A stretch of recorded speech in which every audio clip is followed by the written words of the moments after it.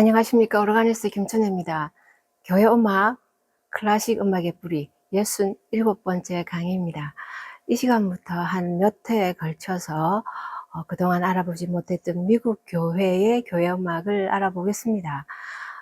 오늘은 그 전체적인 서론 부분과 1600년대의 그 교회 음악을 알아보겠습니다. 초창기 미국의 그 교회 음악을 얘기하면 대체로 그 찬송가들이 주류를 이루는데요. 미국의 아주 초기 찬송가로서 대표적인 곡, 찬송가 36장, 주 예수 이름 높이요. 이 찬송가를 소개하겠습니다. 이 찬송가는 우리가 그 부활절에도 부르지만 평소에도 아주 자주 우리가 부를 수 있는 찬송가라고 생각합니다. 이 찬송가의 작시자는 그 영국의 페로넷이십니다. 에드워드 페로넷 이분의 그 가정은 신실한 그 가게였다고 합니다. 이분의 그 조부께서 프랑스의 그 개신교 위그노이셨다고 합니다.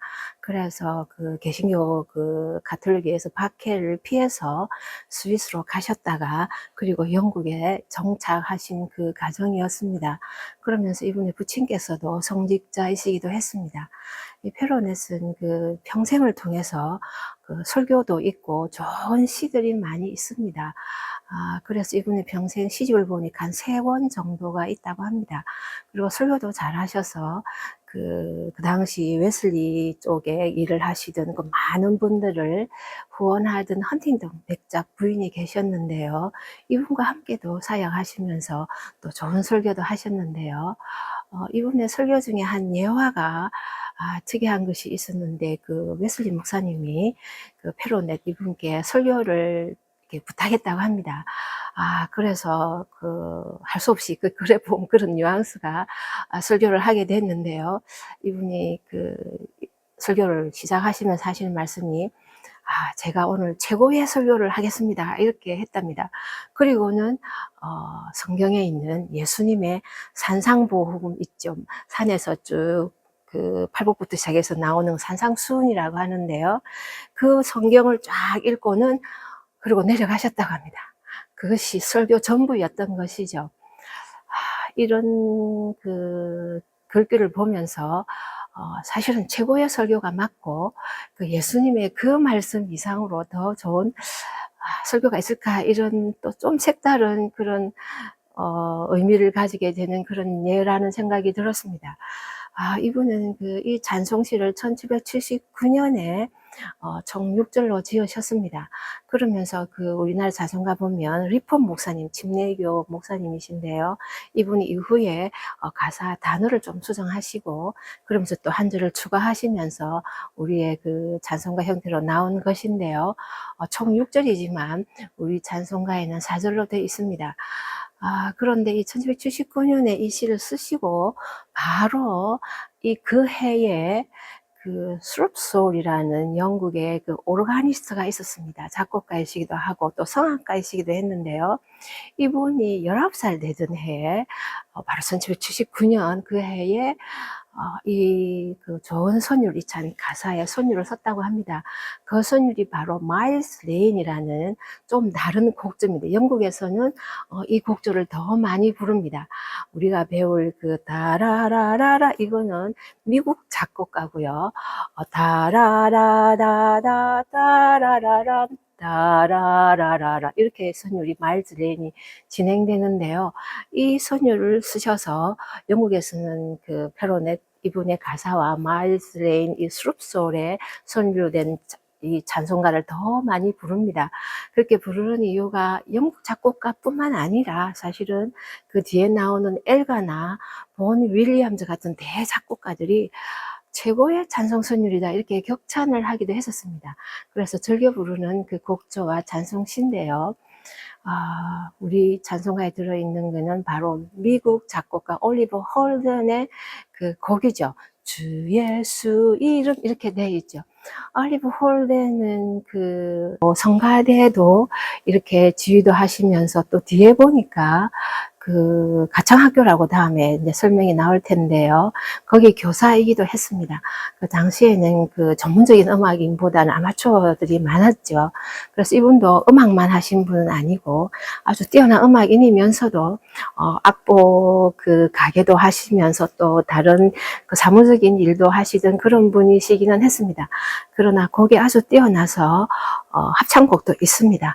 그러면서 또 1789년 보니까 그 워싱턴이 그 보스턴에 방문했을 때 이분이 곡을 써서 연주한 기록도 있을 정도로 좋은 작곡가였습니다.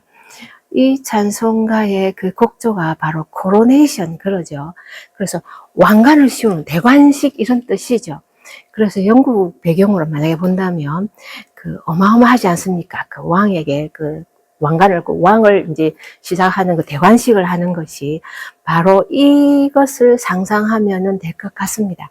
얼마나 위험 있고 장엄하고 대단한 그런 것인지. 그래서 번역상 우리 찬송가에는 찬양한다 찬양한다 되어 있는데 면류관을 드려서 주님께 찬양 이렇게 되어 있는데 면류관을 씌워드리는 크라운임 크라운임 크라운임 이것이 훨씬 더 중요한 단어로 그 원시에는 그렇게 있기 때문에 우리가 예수님을 그 왕으로 모신다 왕으로 모십니다 이런 고백들이 그 마음속으로 더 많았으면 좋겠다 싶긴 합니다. 말씀드린 이 페로넷 이분의 가사는 너무나 뛰어나서 아까 그 스룹솔이라는 마일즈랜이라는 곡조가 있고 바로 홀든의 이 코로네이션이라는 우리가 부르는 이 곡조가 있고 또 아시는 분 아시겠지만 37장 주 예수 이름 하면 다이아뎀 그 왕관이라는 그 이 곡조명도 또 있죠. 그래서 이 가사로 이 세 개뿐만 아니라 또 더 많은 곡조가 있다고 합니다. 그만큼 대단한 찬송가인데요. 어느 글에 보니까 National Anthem of Christianity 이렇게 했는데요. 기독교인들이 다 이렇게 모여서 만약에 한 나라라는 게 있다면 기독교인의 나라 이 세계의 모든 기독교인의 나라로 있다면 그게 바로 애국가가 있다면 바로 이 곡이다 이렇게 한 글이 있었는데요.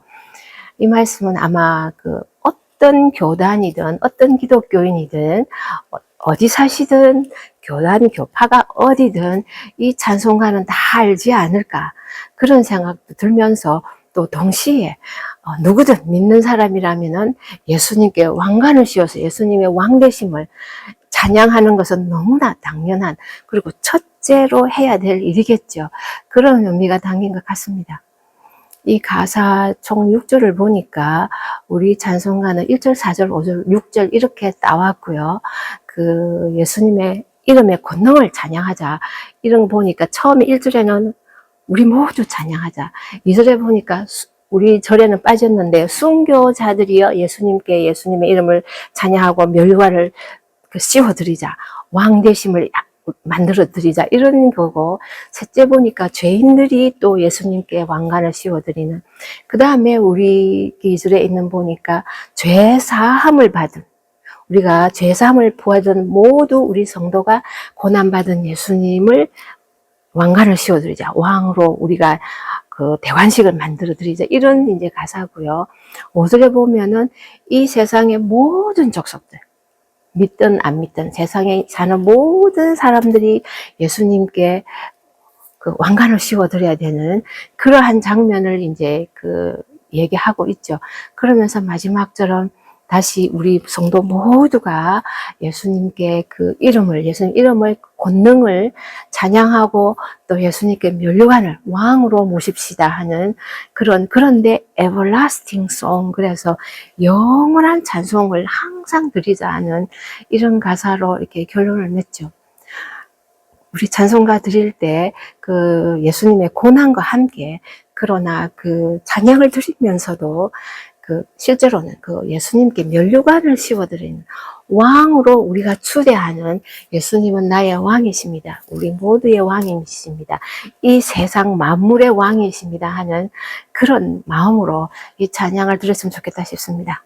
찬송가 다시 한번 들어보시겠습니다.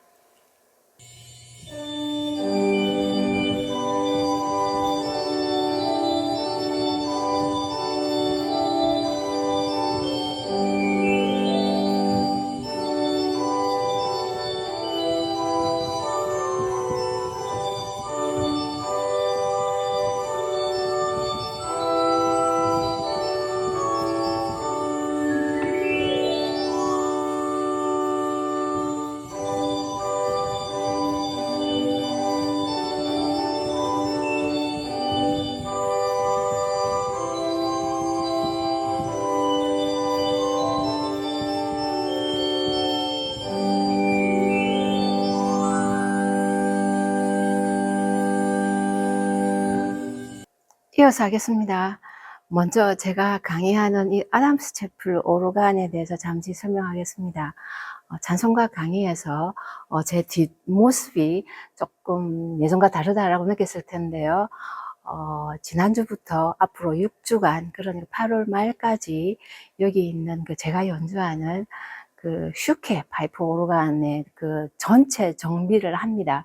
그래서 모든 부품을 다 점검하고 파이프 먼지도 다 닦고 윤도 내고 건반의 세세한 것까지 다 그 점검을 하는데요. 그것 때문에 제 뒤에 이 모습이 이렇긴 하지만 또 가끔은 제가 이 정비하는 그 장면을 찍어서 영상에 함께 올리겠습니다. 이 점을 양해해 주시면 좋겠습니다. 미국의 교회 음악을 얘기하려면 너무 다양해서 참 얘기하기가 어렵다고 느끼는데요. 그렇지만 지금까지 우리가 교회 음악을 쭉 해볼 때, 그 교회 음악으로서 그 예배 안의 음악, 예배 밖의 음악, 만약에 예배 안에서 그 예술성이 높은 합창 음악, 그리고 찬송가, 그리고 기악 음악, 또 교회 밖에서 연주해온 교회 음악들이 많은 그런 것들을 소개를 했었는데요. 그런 맥을 이어가면서 어느 교단이 뭐 이렇게 안 하더라도 하나로 또 이렇게 이어지지 않을까 이렇게 희망하면서 그렇게 해볼까 합니다. 오늘은 그 미국 교회 그 첫 시간이기 때문에 그 미국의 전체적인 그 서론과 1700년이고 딱 이렇게 자르기는 아주 힘듭니다. 그렇지만 그 1600년대까지 대략 그 교회 음악의 그 전체적인 모습을 좀 알아볼까 합니다. 미국의 역사는 여러분이 너무 잘 아실 겁니다. 1492년 콜럼버스의 그 아메리카 대륙, 그 인도인 줄 알았다고 그러죠. 그 플로리다 밑에 그 섬들을 발견하면서 아메리카 대륙이 발견되고, 우리가 그 신앙인들이 넘어온 그 기록을 살펴보면 1564년에 그 프랑스의 개신교도인 위그노 이분들이 그 플로리다 지역 쪽으로 이주해 왔다는 기록이 있습니다.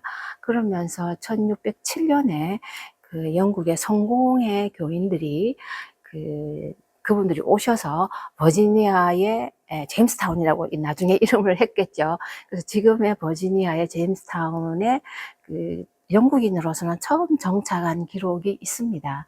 그러면서 여러분이 잘 아시는 1620년 그 영국의 그 퓨리탄 그 청교도인들이 좀 더 자유로운 신앙을 위해서 먼저 네덜란드로 갔다가, 그리고는 그 뉴 잉글랜드 지역 쪽에 플리머스에 그 도착을 하죠. 그 메이플라워호를 타고 와서 지금은 필그림이라고 이제 불리는데요. 이분들로 해서 이제 쭉 조금 더 그 신앙적인 이유로 그 옮겨 오시는 분들이 유럽에서 이제 시작을 했죠. 그러면서 이제 그 1600년 말까지 혹은 1700년 들어가면 더 많은 그 서서히 더 많은 나라들이 와서 다양한 지역을 중심으로 이제 그 신앙적인 이유로서도 있고, 또 혹은 그 조금 더 부를 혹은 더 잘 살기 위해서 꼭 신앙은 아니더라도 다양한 그 동기로 이제 미국에 들어오는데요. 그 미국의 그 역사는 그 흑인 역사와 또 인디언 역사를 뺄 수가 없죠.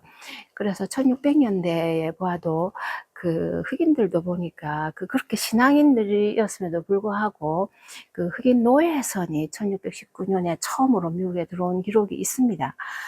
그러면서 이제 미국에 그 흑인 노예들이 많이 있지 않았습니까? 그런 그 안타까운 그런 미국 역사의 부분도 있고, 또 인디언들도 보면 그 신앙 다 대부분 신앙인들이었다고 하는데요. 인디언들을 많이 이렇게 희생시킨 그런 아무라디다 하나요? 그런 기록들도 굉장히 많죠. 그러면서도 또 노예제도에 반대하는 사람도 있고, 물론 항상 찬반론이 있었지만 대체로는 그 노예들 그리고 흑인들에 대한 그 안 좋은 그런 것들을 역사를 보면서 함께 그 우리가 고민해야 되는 점이 아닌가 싶습니다. 그 미국의 그 신앙적인 면을 보면 대체로 이분들은 그 다양한 그 교단이 있음에도 불구하고 그 미국의 조상은 그 청교도의 신앙인들로 이렇게 얘기를 한답니다.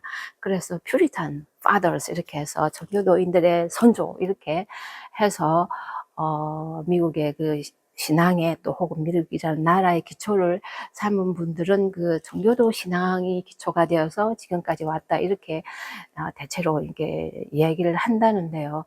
이 청교도가 바로 청교도인들이 어떤 분들입니까? 이분들이 그 칼빈주의적인 그런 그 아주 그 신앙에 충실하고자 했던 분들이거든요. 그 성공회 소속의 분들도 계시고 회중교회 분들도 있고 그 장로교회 분들도 있었는데요. 성공회에서 나름대로 좀 힘들었겠죠. 그런 그 청교도 정신, 그 노선, 신앙 노선인데요. 이 노선의 그 신앙관, 예배 모습이 바로 미국 교회음악에 시작할 때는 많은 영향을 줍니다. 그 갈빈주의적인 그 성향이라고 하면 이미 여러분이 아시겠지만 기악음악, 교회 안에서 기악음악을 배제하는 것이죠. 성가대 음악도 배제하고 그 찬송가 하나만 남겼는데 그 시편가만 부르는 것이었죠. 그래서 또 노래를 막 아름답게 막 이렇게 하는 거는 인간적인 자랑이기 때문에 필요하지 않고 오히려 세속적인 인간의 교만이다라고 느꼈던 것이 그 갈빈주의적인 그 성향의 음악관인데요.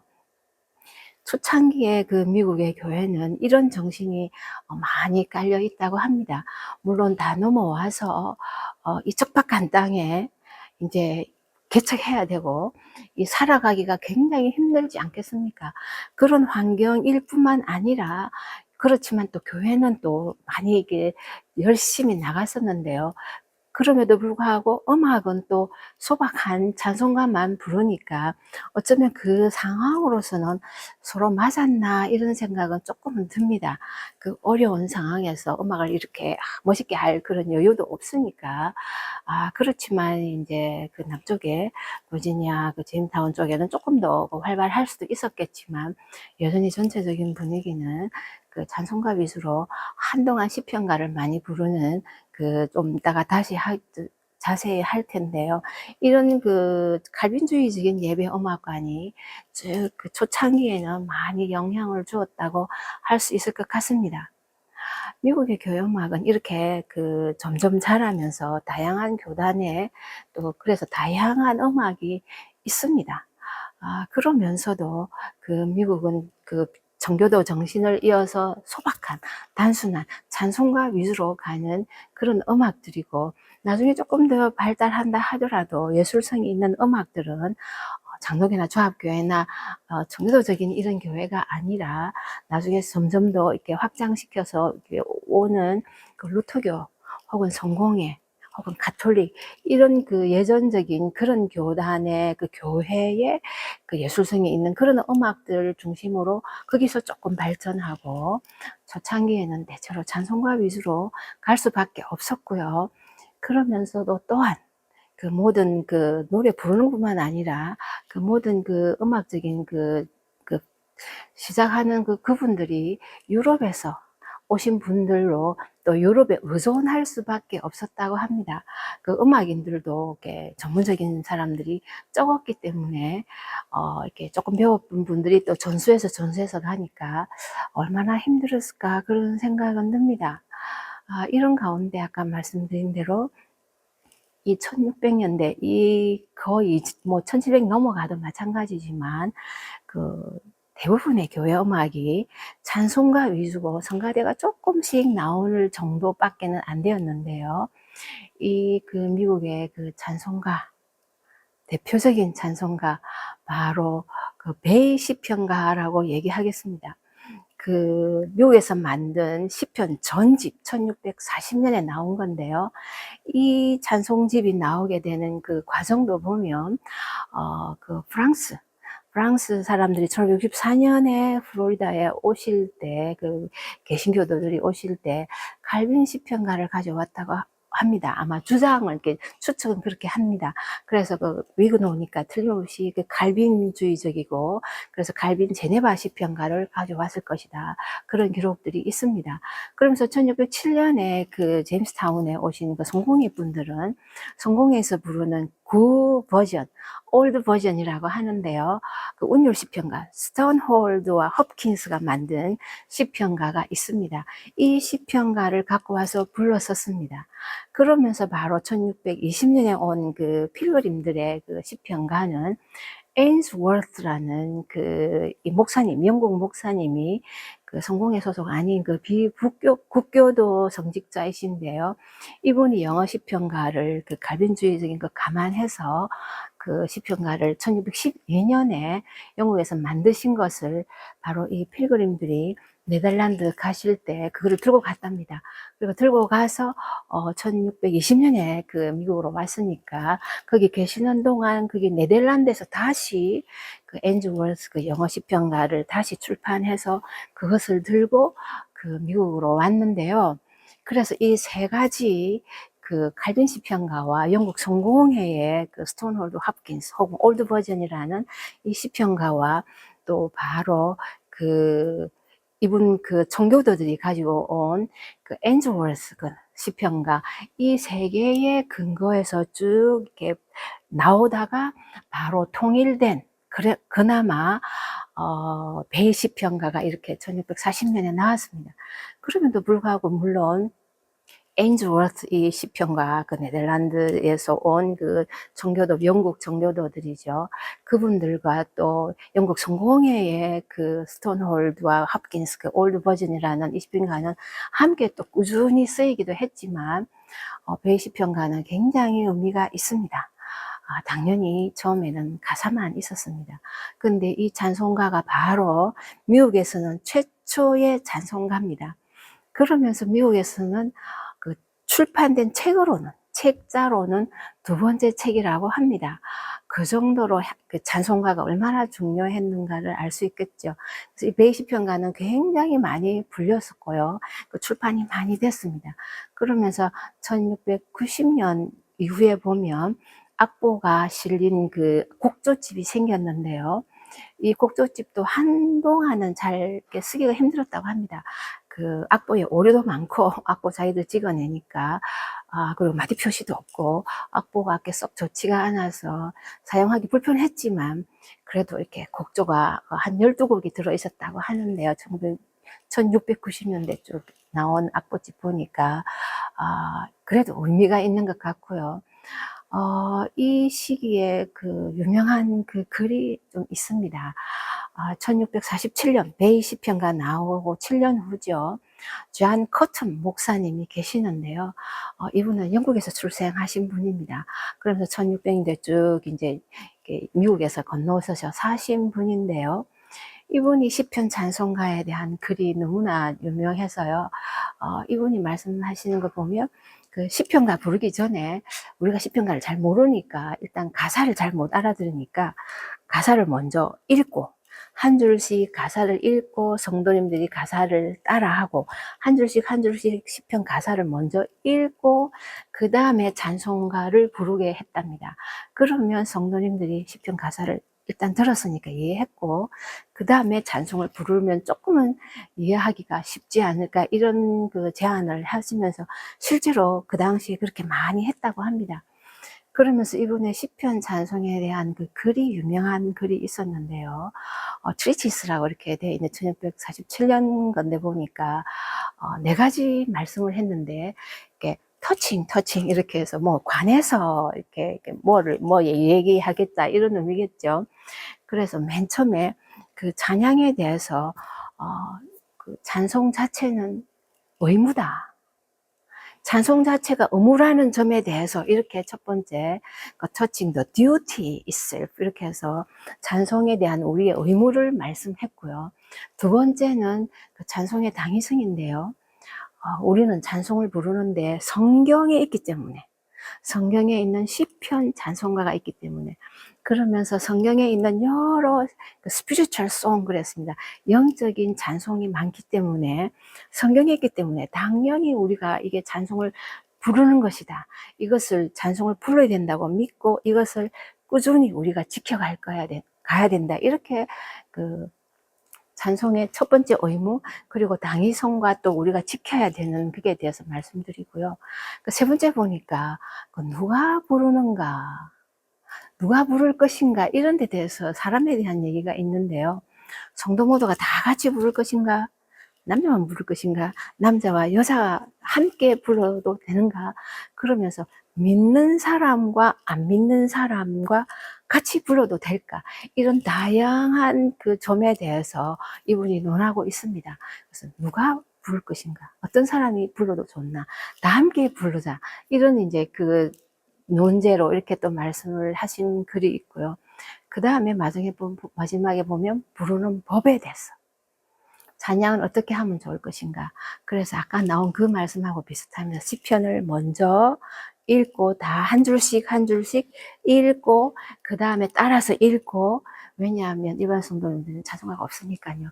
당연히 더 악보도 더 가지기 힘들고 하니까, 그래서 읽고 따라하고 그 다음에 찬송가 부르고 또 따라 부르고, 이런 방법을 얘기하고 있습니다. 이 방법에서 바로 나온 것이 라이닝 아웃라는 것입니다. 한 줄 한 줄 없앤다, 이런 의미인데, 라이닝 아웃. 그 한 줄을, 찬송가를 만복의 근원 하나님, 이렇게 하면 또 만복의 근원 하나님 따로 부르고요.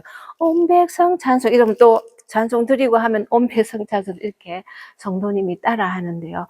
물론 그 전에 시편을 먼저 읽고 따라하고, 그 다음에 한 줄을 부르고 또 한 줄을 따라 부르고, 이것을 라이닝 아웃을 하는데요. 이 라이닝 아웃이라는 개념이 이때 생깁니다. 이것은 한동안 그렇게 했습니다. 왜냐하면 악보도 없을 뿐만 아니라 나중에 있다 하더라도 악보 보기도 힘들고, 또 거기 보니까 일반 성도님들이 글도 잘 읽을 줄 몰랐다 그럽니다. 글을 이해 못했던, 문맹이죠. 글을 읽지 못하는 분도 많이 계셨기 때문에 성경을 읽어주고 따라하고 또 불러주고 따라 부르고, 그렇게 해서 그 시편가만 있으니까요. 시편가 이렇게 불렀다고 하는데요. 그 결과를 보니까, 그 상황을 이렇게 보니까, 부를 때마다 이제 성도님들이 천천히 이게 템포가 늘어지는 거죠. 빨리빨리 부르는데도 또 천천히, 또 빨리 부르는데 천천히. 그래서 전체적으로 그 찬송가 부르는 것이 아주 길고, 템포도 자꾸 늘어졌다, 이런 것도 있고요. 거기다가 더 심각한 것은, 이렇게 만복의 근원 하나님 하더라도, 일반 성도님들은 그 찬송가를 많이 안 불러본 사람들은 이렇게 쉽게 잘 못 따라 부르거든요. 그러다 보니까 각자 이렇게 다르게 이 노래를 불렀다고 합니다. 그러다 보니까 제대로 한 선율을 불러줬는데, 그 다음에 성도님들이 따라 부르실 때는 여러 선율이 다양하게, 여러분들이 온 백성 했는데 온 백성 하시는 분들이 있듯이 바르게 불러줘도 듣는 사람에 따라서 성도님들이 이렇게 다르게 이렇게 다 기억을 못 했을 수도 있고요. 그 높이를 잘 모르시는 분들도 많잖아요. 그래서 그 선율을 이렇게 잘 못 따라 해서 그 선율이 이상해지는 그런 경우도 많았다고 합니다. 그래서 그 1600년도 후반 쪽에 그 글들을 보니까, 노래를 이렇게 찬양을 하면은, 만약에 10분이 찬양을 하면 부르고 따라 부르면 10가지 선율이 나왔다, 그런 얘기가 있었습니다. 두 사람이 같은 선율이 아니었다, 이런 글도 있고요. 또 어떤 걸 보니까 이제 신앙인들이 많이 연합해서, 교회가 몇 개 연합해서 500명이 이런 기록이 하나 있었는데요. 500명이 이렇게 찬송가를 불렀던 기록이 있는데요. 그 기록에 보니까 500가지 선율이 있었다, 이 정도로 하나로 딱 통일돼서 부르는 게 정말 힘들었던 것 같습니다. 지금 우리랑 비교하면, 우리는 지금 너무나 좋은 그런 그 음악적인 그 세련됨, 그 교양이라 해도 좋고요. 참 이렇게 좋은 음악들을 한 선율로 쫙 부르지 않습니까? 그 당시에는 2명이 있으면 2선율이 나왔다고 하니까요. 사람 수대로 선율이 나왔다고 할 정도로 이렇게 그 선율이 통일되는 게 쉽지 않았다고 하는데요. 그럼에도 불구하고 이분들이 얼마나 열심히 불렀는가를 알 수 있습니다. 왜냐하면 500분이 부르면 500선율이 나왔다라 말이 있을 정도라면 다 이렇게 열심히 불렀다는 거 아니겠습니까? 음악적인 소양은 적었지만 하나님을 섬기고 찬양하는 거는 참 열심히 한 것 같고요. 이분들은 예배 때만 부른 게 아니라 이렇게 여가 활동, 그러니까 너무 힘드니까 쉬는 시간도 있고 또 이렇게 주말에 비는 시간이 있으면 이런 시편가를 그 오락으로도 즐기기 위해서도 찬양으로도 하지만 그냥 흥얼흥얼 거리면서 자기들 좋게 그 즐기는 음악으로도 썼다고 합니다. 그것이 무엇이 흠이 되겠습니까? 하나님을 찬양하는 게 근본이고 또 평소에도 이렇게 흥얼거릴 수 있으면서 함께 부르면서 즐겁게 찬양도 하면서 또 서로 교제하는 것도 의미가 있다고 생각이 드는데요. 이런 그 열악한 환경 가운데서 악기도 없이 부르는 거 따라 부르는데 다 각자 이상한 그 다른 그 피치로 음으로 이렇게 불렀던 그런 그 장면을 한번 상상해 보게 됩니다. 이런 어려움들을 통해서 나중에 1700년도 넘어가고 하면 서서히 어떻게 노래를 잘 부를 수 있을까? 한 선율로 쫙 되게 어떻게 잘 가르치고 잘 부르게 해서 성도님들이 한 마음으로 같은 선율로 부를 수 있을까 하는 이런 노력들이 계속 생겨납니다. 그것을 다음 시간에 알아보도록 하겠습니다. 미국의 이 척박한 이 개척 시대에 그 유일한 어떻게 보면 즐거움, 기쁨, 위로는 바로 이 찬송가였다고 합니다. 그들이 가지고 온 그 마로의 칼빈의 시편, 제네바 시편가이든 아니면 그 성공회의 스톤홀드 합킨스 그 구 버전이라는 그 시편가든 앤드루 월스 목사님 만든 그 청교도들의 그 시편가든 하나님을 찬양하는 찬송가이시지 않습니까? 예뿐만 아니라 그들의 평소 삶에서 위로가 되고 의지가 되고 기쁨이 되는 그 찬송가였다는 면에서 우리를 다시 한번 이 시대의 21세기 우리를 다시 돌아보는 것 같습니다. 다음 시간에 또 뵙겠습니다.